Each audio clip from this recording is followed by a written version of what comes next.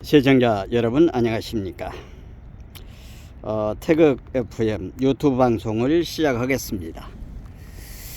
지난번에 제가 그 윤석열 대통령에 대해서 윤석열 대통령 대한민국 판을 바꾸려고 한다 이런 그 방송을 했더니 태극 FM은 왜 이렇게 희망 고문을 하느냐, 희망 고문을 하느냐, 그 희망 섞인 얘기만 하는데 사실 그대로 되면은 문제가 없는데 그렇게 되지 않을 것 같단 말이지, 이런 얘기를 하면서 굉장히 좀 나무라는 얘기를 들은 바가 있습니다. 오늘 또 역시 이 방송을 하기 위해서 오늘 동정민의 스터디, 그리고 하여튼 방송을 한 10개 정도 봤습니다. 종합을 해서 제가 생각하는 것하고 견주어서 오늘 방송을 하는데, 여러분 지금 현재 보고 계시는 썸네일에는 윤석열의 용인술 정치 구단쯤으로 나만 이렇게 보인가, 이런 제목을 달았습니다. 저는 오늘 아침에 우리 동네에 살고 있는 분하고 얘기를 하기 전에 윤석열의 용인술 정치 구단 이런 식으로 해서 얘기를 하려고 그러는데, 그분이 얘기하기를 저는 그렇게 동의를 못 하겠습니다. 그러면은 제가 오늘 방송을 하고 난 이후에 내용을 한번 보시고 나면은 아실 것입니다. 이렇게 얘기를 했습니다. 윤석열의 용인술 정치 구단쯤으로 나만 이렇게 보인가, 이런 제목이 되겠습니다. 지금 지난번에 한국의 좌파들이 모든 언론, 모든 곳을 총동원해서 진정으로 대한민국 지킴이 자유파를 교묘하게 속이고 있는 것에 그저 눈 감고 넘어가고 있는 상황이 되는 것입니다. 왜 그러는가 하면은 지난 10월 11일 날 강서구청장 선거가 있었죠. 민주당의 진경훈이 무슨 경찰청 차장을 했다는 아이하고 강서구청장을 했던 김태우하고 이렇게 붙었는데 17.5% 차로 이렇게 이겼다고 이렇게 얘기를 했습니다. 이미 제가 방송도 해드렸습니다만은 그 전날 10월 10일 날 국정원에서 발표를 했습니다. 국정원에서는 3개월 동안 7월 달부터서 국정원, 선관위, 그리고 우리 한국인터넷진흥원하고 세 군데가 연합을 해서 한 근 석 달에 걸쳐서 조사를 했습니다. 그러는데 이 세 군데서 선정한 사람, 그러니까 해커를 통해서 선관위 서버가 뚫리는가 안 뚫리는가, 이거를 테스트를 했습니다. 서버가 뚫렸습니다. 그리고 사전선거 전산투표의 조작이 뭔가 하면은 투표한 사람을 안 했다고 하게 하고 안 한 사람을 했다고 하고, 투표를 10사람이 했는데 100사람이 했다고 이렇게 조정을 하는데, 그러면은 사전투표한 사람 명부를 공개를 안 합니다. 알 수가 없는 거죠. 10사람이 했는데 100사람이 했다고. 공병호 박사가 그 지적을 해서 방송을 했죠. 지난 2020년에는 서울에서 어떻게 했습니까? 63대 36이라고 하는 수도권, 서울, 경기, 인천이 이렇게 세 군데가 그렇게 나와 있습니다. 63대 36. 그러니까 63은 민주당, 36은 국민의힘을 했다고 하는 것입니다. 이번에 강서구청에서도 6군데가 69대 31이었습니다. 6군데, 인구가 많이 살고 있는데, 그러니까 100% 부정선거, 전산 조작을 했다고 하는 사실인 것입니다. 그러니까 17.5%로 이렇게 많이 해놓으니까 얘들이 여론을 통해서 전부 홍보를 하는 것입니다. 그러니까 거기에 매몰이 돼가지고 이렇게 참패라고 얘기를 하는 것입니다. 이 좌파의 프레임이라고 하는 것은 우리가 상상하지 못할 정도로 이렇게 많이 하고 있다고 하는 것입니다. 그러니까 그 프레임으로 계속 논객들이 나와가지고, 그러니까 우파 논객들도 지금 현재 공병호 박사의 그 내용을 듣지를 않습니다. 이렇게 되는 것입니다. 그래서 오늘 여기서 제가 윤석열의 용인술이라고 하는 건 무슨 얘기인가 하면, 이런 분위기 속에서 김기현이가 다른 사람들은 다 그만두고, 정책위장이나 뭐 다른 사람들은 다 그만두고 김기현이는 남았습니다. 그러면서 누구를 띄웠는가 하면은 이 인유한이를 띄워서 혁신위원회를 만들었습니다. 6개인가 냈죠. 처음에 뭐를 했습니까? 뭐 저 이준석이 홍준표 사면했다고 했죠. 젊은 사람들 50%, 여성 50% 한다고 그랬죠. 그리고 험지, 대통령 주변에 있는 사람들 험지 출발하라, 이렇게 했는데, 그러니까 처음에는 장기동이라고 그랬습니다. 그 인유한 씨가 얘기할 적에 장기동, 장계원이, 김기현이, 권성동이, 그래서 장기동 이 세 사람이 움직여야 된다.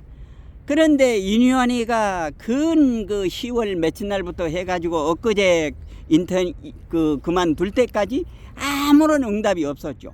심지어 장계원이는 지난번에 뭐였습니까? 뭐 버스를 몇 대를 데리고 와가지고 뭐 하여튼 험한 얘기를 했지 않습니까? 뭐 쪼잔하게 뭐 정치하지 않고 나는 누구에게도 뭐 굴하지 않고 내 나름대로 한다고. 그런데 여기서 보십시오. 윤석열이가 어떻게 했는가 하면은 지난번에 12월 6일 날인가요? 인유한이하고 김기현이를 점심 비공개 오찬을 했습니다. 오찬을 하면서 분위기를 조성을 한 겁니다. 그러니까 최병묵 씨는 분석을 하기를 윤석열 대통령이 인유한이한테 힘을 실어준 거다. 그런데 결정적으로 여기서 그 장계원이가 버텼는데, 장계원이 아버지가 장성만이라고 옛날에 아주 그 대단한 양반이었죠, 부산에서. 근데 이분이 이제 돌아가신 지가 8주기 되는가 봅니다, 부산에서. 그러니까 6일날 그 장계원이가 자기 아버지 산소에 가서 그 산소를 하고서, 그러니까 윤석열 대통령이 저기를 간 겁니다. 부산을 간 겁니다. 부산을 가가지고 한 자리에 모였습니다. 분위기를 어떻게 했습니까? 장계원, 너 초반에 비서실장하고 수고했지만은 내가 하려고 하는 거는 대한민국 판을 바꾸는 거야. 네가 희생해야 되지 않겠냐? 이런 암시가 되지 않았겠습니까? 그러니까 오늘 김기현이는 무슨 뭐 연탄 배달하는 거 뭐 당직자들하고 가서 한다고 그랬는데 그거 취소하고 좀 두문불출했답니다. 그런데 오후에 나오는 거는 당대표 사퇴를 한다고 지금 보도가 됐는데 제가 확인은 하지 못했습니다. 그러면은 인유한 대표가 얘기했을 때 장기이동이라고 그랬잖아요. 장계원이 불출마했죠. 사퇴했죠. 그 다음에 누굽니까? 김기현이 오늘 사퇴한다고 그랬죠.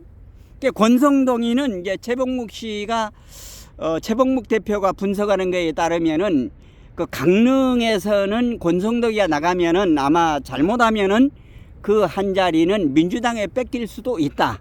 뭐 이런 얘기를 하면서 전략적으로 세 사람 가운데 두 사람이 그만뒀으면은 70% 이상의 일을 한 것 아니냐, 이렇게 얘기를 하는 것입니다. 그러니까 장계원이, 그리고 김기현이, 권성동이는 그 자리를 사고, 그 70%가 지금 현재 인유한 혁신이가 공을 들여서, 그러니까 그 인유한 대표가 얘기를 할 적에 시간을 달라가 장계원이가 얘기를 했는데 아마 고민을 많이 했겠죠.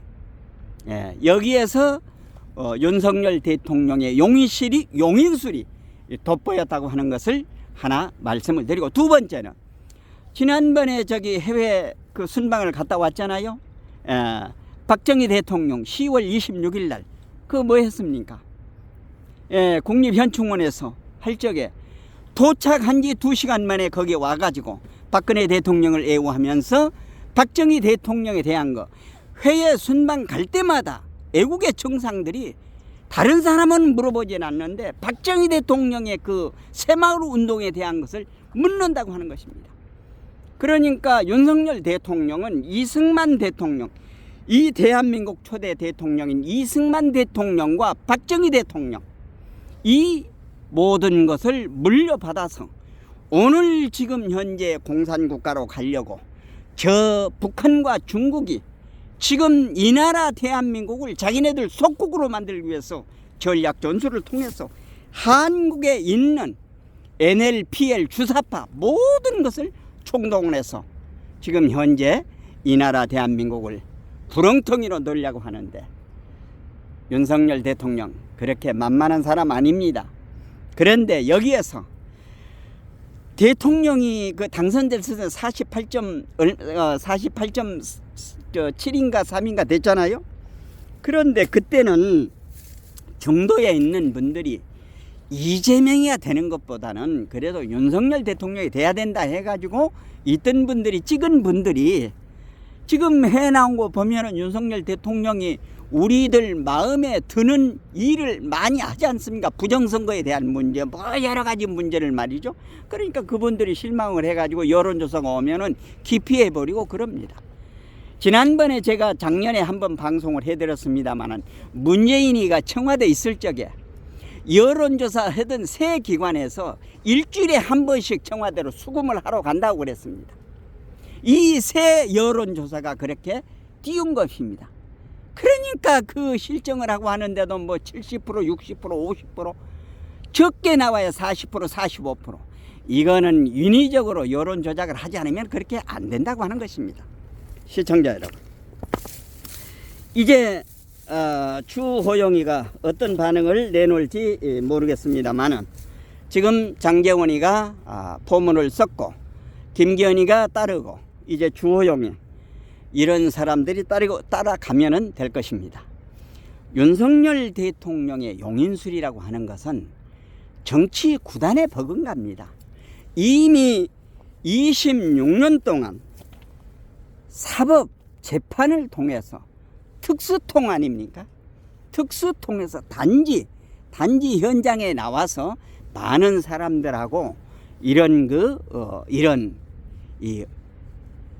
얘기 나누는, 담소 나누는 것만 하질 않았지 정치의 흐름에 모든 것을 알고 있었다고 하는 것입니다.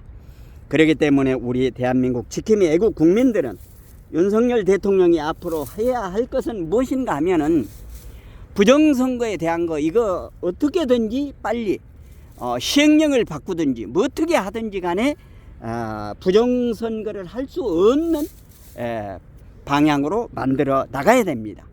물론 고성국 박사는 뭐 타초 경사라고 이렇게 그 풀을 흔들면은 뱀이 들어오지 못한다고 그렇게 하는데, 그거는 아주 마음에 와닿는 얘기는 안 되고, 직접적으로 사전 투표를 하면은 사전에 신고해서 하도록, 그리고 사전 투표를 한 사람이 누가 했는가 그 명단을 밝힐 수 있게까지만 하면은 문제는 끝나는 것입니다.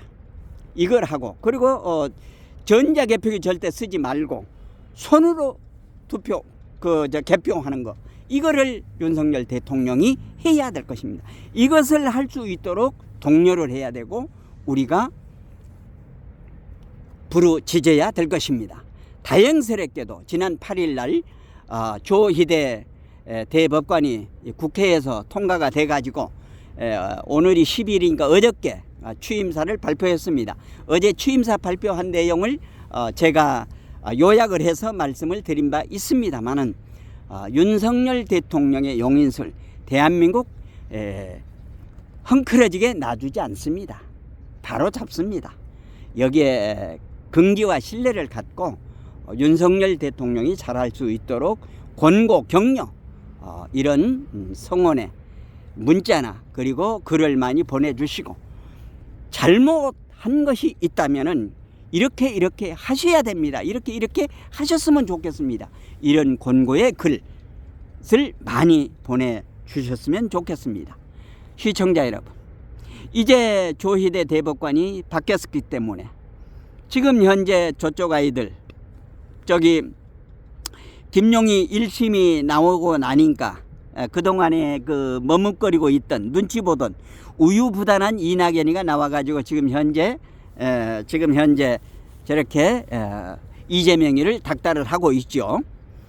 그리고 지금 현재 조희대 대법관이 나와서 어제도 말씀을 드렸습니다. 법치왕님 공정한 신속한 재판 이것을 독려했습니다. 저쪽 아이들은 지금 이재명이가 총선 전에 1심이 나오는 것을 어떻게든지 막아라. 그리고 대법원 판결이 대통령 선거 2027년 3월 10일 날 대통령 선거가 있기 전까지 나오게 하면 안 된다. 이렇게 얘기를 했는데 그거는 이재명 꿈깨, 재명아 꿈깨라. 재명이 꿈깨. 알겠어? 그렇게는 안 된단 말이야. 이제 판사들도 눈치 보기 시작했다는 거야. 에? 꿈깨. 윤석열 대통령의 용인설이 돋보입니다. 돋보입니다. 저만 그렇게 보이는가? 이런 제목으로 말씀을 드렸습니다. 내용에 공감되시면 구독, 좋아요, 알림 설정 해주시고 이웃분들에게도 많이 전해주실 것을 당부드리면서 이상으로 태극 FM 유튜브 생방송을 모두 마치겠습니다. 대단히 감사합니다. 안녕히 계십시오.